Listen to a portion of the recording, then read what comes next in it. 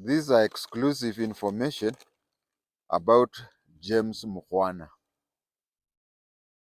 I am ready to say that most of the information here is new, not uploaded by any blogger. But as I was coming, I saw on the internet his statement to IPOA. Somebody photocopied it and spread it. So you'll find that some of the information which are found on his statement on the IPOA are contained here. I had prepared to say that I was the first one, but then even though I'm becoming a second because of the IPOA photocopy, I would want to say that there is an explanation which, if you come across the IPOA photocopy, you will understand. First, which is personal, is that I come from near James Mukhwana's place. Kindly Google Daraja, the distance between Daraja Lando and Malava. You find it is quite near. We come from the same area, and but what I want to say is that before this incident, I had not known him. Even though we come from the same place. I had not known him. We are told that the cell sentry was another constable with an Islamic name. We are told that the cell sentry is another constable with an Islamic name. Then, how comes James Mukhwana was the one with the keys? I'll try to explain that. How comes James Mukhwana was around even after he had completed his shift? He had completed his shift a few hours earlier, and why was he still within the police station? And then there is also another question. Third, how comes that KTN is saying that this particular case has brought about tension between GD, General Duty Police Officers, and administration police officer. Lastly, we will try to understand the internal and external relationship between APs, within APs and APs, and then general duties and general duties. And I'll try to explain what was meant by KTN saying that this particular case has brought tension between the general duties and the APs. I'll try to explain that. First and foremost, in a police station, there are usually shifts, six police officers. There are usually six police officers at the report office. They work in a pair in 3 shifts. They work in a pair in 3 shifts, which is 8 hours each. The first shift starts at 7 a.m. and ends at 3 p.m. The second shift starts at 3 p.m., ends at 11 p.m. And the last one is at 11 p.m. to 7 a.m. In each of the 3 shifts, there are 2 police officers, one in charge of the OB, who is assumed to be the overall, and the other in charge of the cells, hence the name cell sentry. But due to some urban issues, it is possible to alter the above arrangements. It is possible to have alter the above arrangements. For example, the cell sentry could be more than one because of the number of inmates. You see, a police station in the distant, is it 400 to 500 kilometers from Nairobi, in those rural areas? It is possible to have one cell sentry because he or she will have let's say a handful of cellmates. But in a police station in an urban area, we will have strictly one report office. We'll have strictly one report office, But we may have more than one cell sentry, because you see, going to a cell that has got 40 people alone. So depending on that, I think arrangement can be made in urban areas to have more than one cell sentry. And it is also, in order because of accountability, they would require, of the 3 or 4 or whatever number of cell sentry, they'll require one of them to have the keys to the cells, because everybody having the keys, in case of any question, we may not know who had the keys at that time. It is also possible that the cell sentry may be as per what I said, and then it is quite possible that they'll have one overall person for the keys during daytime and one overall for the keys during nighttime. So that is why I when Maverick Aoko said that Mukhwana worked from 6 a.m. to 6 p.m., I recorded something and said she was wrong. And being a former police inspector, but I've come to realize that she was right. There is an arrangement for him to have to for there is an arrangement in Central Police Station for the key carrier to work for 12 hours. He works like an overall over the several cell center. It is also possible to have, say, one report office and up to several, what do you call, cell sentry, as I've said. But then, if you have several cell sentries, one of them will be overall, and the one who is the overall is the one with the keys to the cells. Why was Mukhwana chosen to be the supervisor of the torture? I have a few reasons. First of all, his build. He has the build of a bouncer.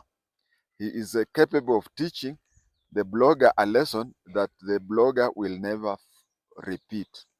And although the way he will never repeat, but I'm sure that is not the way he wanted it to end. I think he wanted just by the time the blogger is released, he goes into a situation where he will never repeat blogging. The other reason is that, and many people will be hearing it from me, is Mukhwana is one of those APs who was transferred from AP to general duties after the amalgamation of the two and the creation of National Police Service. This is something that I had believed that I was to be the first person to expose, but as I was preparing myself when I was on the social media, I came across his statement with IPOA, of which he's saying exactly that. That explains why KTN says that his arrest has brought about tension between APs and general duties. The APs who remain feel that the GDs have let down a former AP into the trap. You see, he's a former AP who became a general duty, and APs are feeling that the problem that is there, the Albert Omondi Ojwang problem, is something that dealt with so many police officers at Central Police Station. But when things got hot, the police officers who have always been in general duties came up and left him alone. So you see, there is that brotherhood that he used to be an AP. That is why they feel so. The other thing I want my viewer to know is that anybody who went through APs have a tendency to strictly following orders. Yeah. For Mukhwana to be chosen, I said he was chosen because he has a bouncer's body. That is one. Another thing is that people who are in the AP, they are very strict in following orders. and if you have an AP working under you, you tell him or her, this is what is going to, and he is going to follow that to the letter. But on the other hand, if those who went to Kiganjo can easily refuse to follow order if they either believe that the order is illegal or it can land him into problems. If a person who started off from Kiganjo, you give him an order, he will ask himself or herself two questions. Would it land me into problems? Yes or no? If he feels that it will land him to problems, he will disobey you. On the other hand, he will ask himself, will is this a lawful order? Is this a lawful order? If he suspects it is not a lawful order, he will disregard it. But with the AP, they say that so long as my boss has given me that order, I will follow. So Mukhwana was chosen for two reasons, for various reasons that I'll repeat for emphasis. One, he was chosen because of his build, bouncer-like build, body build. And the other reason that he was chosen was that he was a former AP, and former AP are drilled, or even APs, anybody who has passed through AP is drilled that once an order has been given, it is for you to follow the instructions.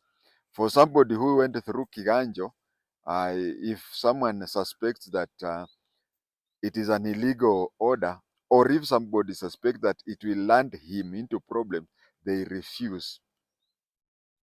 Another thing that that the KTN is saying that has brought tension between general duties and APs, because he used to be an AP. You see, APs have a group mentality. They have a group mentality. You touch one, you have touched all of them. An AP would defend a fellow AP to an extent of even exposing himself to danger. You see, for example, let me give an example. Mukhwana has a problem. That's why he has a case in court. An AP can easily go and say, Mukhwana is being accused of having been at Central Police Station while we were with him in Ruaraka that day, and I was with him, and you enter, you even get an oath. And you see, taking an oath to court, which is false, you can be charged with perjury. So AP can even expose himself or herself to save another AP. On the other hand, uh, the GD have an antelope mentality or an antelope eye. While an antelope is eating grass, at the slightest hint of trouble, the wind just moves the grass, the antelope takes off without even warning the others. And after the predator has caught another antelope, the others watch away from a distance. None of them attempts to go back and rescue his cousin or her cousin. You see, the AP will go back and die with a fellow AP, but in the general duty, the leopard gets the, what do you call? The leopard gets the antelope, and other antelopes just watch that from a distance, to see how their cousin is being chewed. And remember, I said that at the slightest movement of grass, the antelopes will not even tell other antelopes there. So in a general duties, you have a problem, you die alone. So I want to explain here that when Mukhwana started having problems with these ones, in a typical general duty way, they all tried to show distance between themselves and him. And even visiting him, he's in cells, I understand. But if he is bailed out and he stays in his house, very, very few will visit him. I remember even when I was interdicted, uh, you talk to somebody says, kufa kifo yako, or after you have cleared with your problems, you do what? Then you can come back. But you see, APs will not understand this. Uh, an APs will not understand this. They are reasoning that a former AP has fallen into problems and general duties have run away from him. I can assure you, even if bad luck would have fallen on a general duty officer, they still would have run away from him. General duties, they believe that if anything bad happens to you, then solve it on your own. After you have solved, you come back. And with the, I'm repeating that, and with the APs, any problem happening to one of us, it has happened to all of us. We have to die, all of us, or we have to survive, all of us. But because he has a heavy build, and because he is very disciplined, he has the AP mentality of what the boss has said has to be followed to the letter. That is why he has found himself in problems alone. He has found himself in problems alone. But you see, the APs, uh, the APs, when things happen to him alone, APs thought that he has. The APs thought that he had been betrayed because he's a former AP. Let me put it in another way. In GD, we may have five, we may be five, and when bad luck strikes one of us, the other four would want to be as far away as possible. And if you try to ask them any question, they'll behave like the Apostle Peter, where they said, when the Apostle Peter was being asked, "Are you not the one?" He said, "You are mistaken." That is that is how it is. Here we have an ex-AP who feels that we live together or die together. He goes by what was agreed with others. But the others have this feeling that I survived this and I can't go look back, and I don't want to turn back and be turned into a mountain of salt. You see, the AP, the former AP, that is Mukhwana, goes into it thinking that we either die together, all together, or we survive together. But in the general duties, anything happening, it happens to you alone, and you have to die your own death alone. Externally, Mukhwana's ex-AP, you see, Mukhwana's ex-AP are annoyed with the GDs for turning against him. But as I've said, they did not turn against him. This is something that even if it would have happened to one of the GDs, they would have just said, Kufa kifo chako. The APs even think that the GDs colluded with to expose the lone ex-AP. But no, they did not do that. It is just that mtego wa panya hushika panya moja, isn't it? I've never seen two or more panyas being caught by mtego wa panya. So whoever, even if it is a GD person, if the mtego would have caught him or her, but you see the AP think that since the mtego caught a former AP, they think that he was selected because he's a former AP. And that is why KTN is saying that he has been chosen. I mean, that is why the KTN is saying that there is tension between APs and general duties. If you were to meet an AP, kindly tell him that Mukhwana was not betrayed because he's an ex-AP. No, it is because of what I've just talked there. You talk with American accent, I talk with a British accent, but we are all talking English. So what am I saying about talking American English and British English? You believe an American will speak with American English, and a British will talk with a British accent, but they are talking English. So in case of a problem, the AP would handle things the AP style, and the GD will handle the case with the GD style. So you being an ex-AP, finding yourself in the GD is like being an is it an American and finding yourself in London, or vice versa. In GD, when one is caught, he die. In GD, when one is caught, let him die his death. And in AP, when one is caught, even those who are not around, like I said, those who are in Ruarak, have to fight as though their lives depended on it. They fight as though their life depended on it. Did I say that Mukhwana was a bodybuilder friend? Yes, I did. This added to the strict no question discipline of the AP. Now you know why he was asked to remain behind and be on duty. He has confirmed what I have stated in my earlier. Has he not confirmed what I had stated in the earlier video? The OCS was in constant communication with the phone with him and the deputy OCS.